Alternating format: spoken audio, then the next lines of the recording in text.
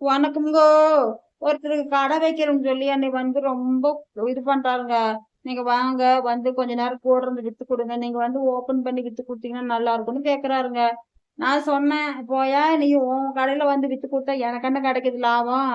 நல்லா வரமாட்டேன் அப்படின்னு சொன்னேங்க. ரொம்ப கம்பல் பண்ணாரு.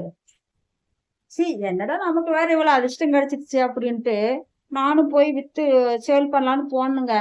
போயிருக்கிறேன். அது பாருங்க எப்படி சேல் பண்ணணும் மட்டும் பாருங்க.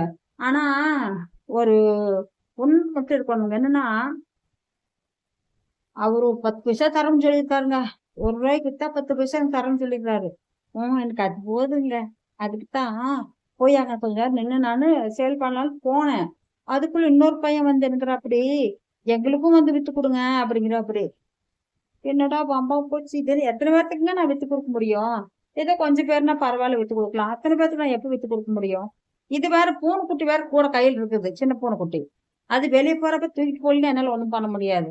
அந்த ஆளு அங்க போனது ஏன் மாமா நம்ம கடைக்கு வந்து வித்து கொடுக்க சொன்னா நீ அதுக்குன்னு பூனைக்குட்டி கொடுத்துட்டு இருந்தா எப்படி வியாபாரம் ஆகும்? முதல்ல போ போ போ அப்படிங்க. நான் புடிச்சு திட்டு விட்டுட்டேன்.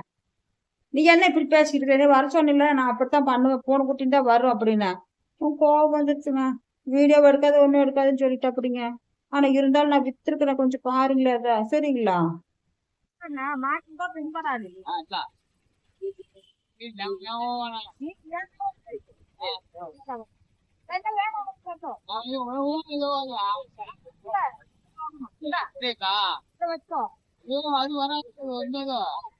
ಒಂದು వచ్చి 250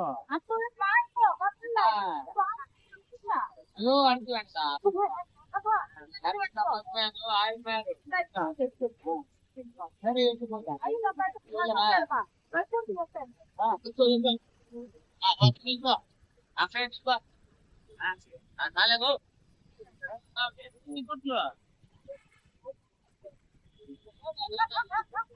கேஜி கேஜி